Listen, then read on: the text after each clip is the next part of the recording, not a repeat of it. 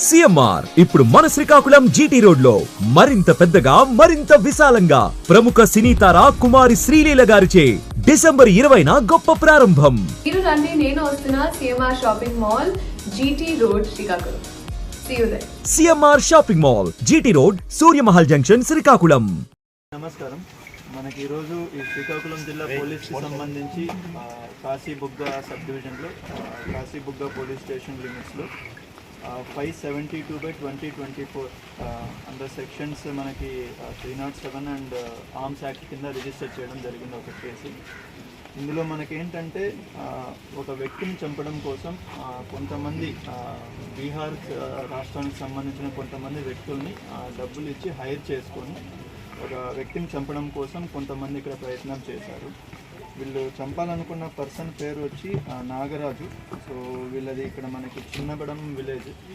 So వీళ్ళు చంపాలనుకున్న వాళ్ళు వచ్చి అంపోల్ శ్రీనివాస్, కూర్మపు ధర్మారావు అండ్ వాళ్ళకి కోట శ్రీనివాసరావు, వీళ్ళు ఎవరైతే ఉన్నారో వీళ్ళందరూ కలిసి ఆ వ్యక్తిని చంపాలనుకొని చేశారు.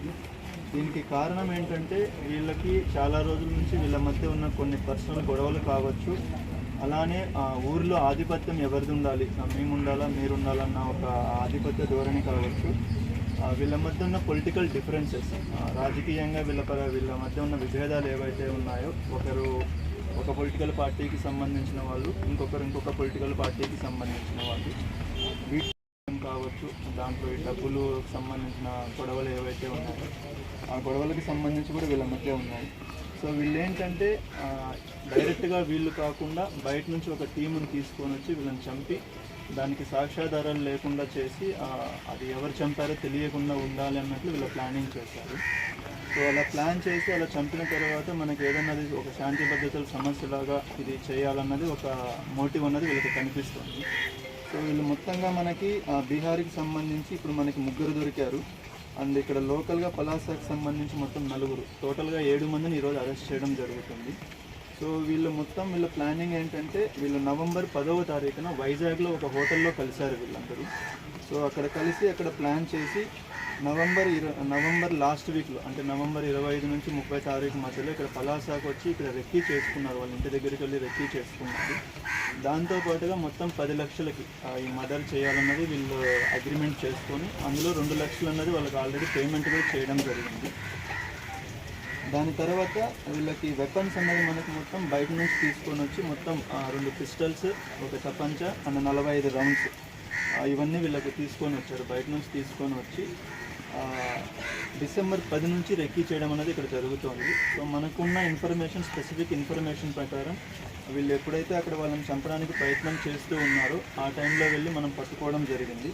ఈ ప్రాసెస్లో మనకి మొత్తం 2 పిస్టల్స్ని, ఒక తపంచాని, తర్వాత అమ్యునేషన్ అంటే 45 రౌండ్స్ బుల్లెట్స్ని, తర్వాత 3 బైక్స్ని, ఒక కార్ని అండ్ 9 మొబైల్ ఫోన్స్ని అండ్ రిమైనింగ్ థింగ్స్ని కూడా మనం సీజ్ చేయడం జరిగింది.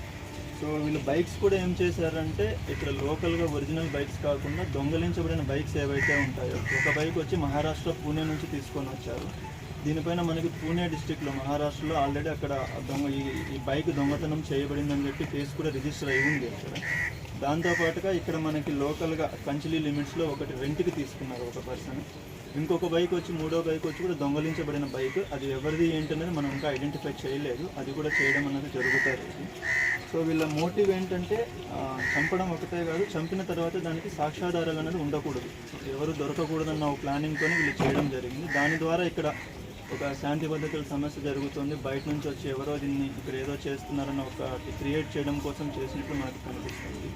సో దీని మొత్తానికి మనకి టీంకి సంబంధించి కాశీబుగ్గ డిఎస్పీ గారు, టెక్కల డిఎస్పీ గారు, తర్వాత ఇక్కడున్న సిఐ మోహన్ కావచ్చు, నారాయణ కావచ్చు, and Tirupati Kashibugga rural CI గారు, అలానే మన ఎస్ఐస్ అందరూ అండ్ ఎస్బీ సిఐ గారు, అడిషనల్ ఎస్పీ అడ్మిన్ రమణ గారు, టీం మొత్తం దీనిపైన ఎఫర్ట్ పెట్టి ఇది జరిగింది. ఇందులో మనకి మేజర్ సక్సెస్ ఏంటంటే ఒక మనిషి ప్రాణాలు పోకుండా ముందుగానే కాపాడి వాళ్ళని పట్టుకోవడం అనేది మేజర్ సక్సెస్ ఇది.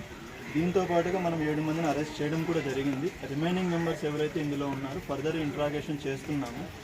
మనకి ఫర్దర్ సాక్ష్యాధారాలు ఏవైతే ఉన్నాయో దాని ప్రకారం మనం ప్రొసీడ్ అవ్వడం అనేది జరుగుతుంది. Thank you.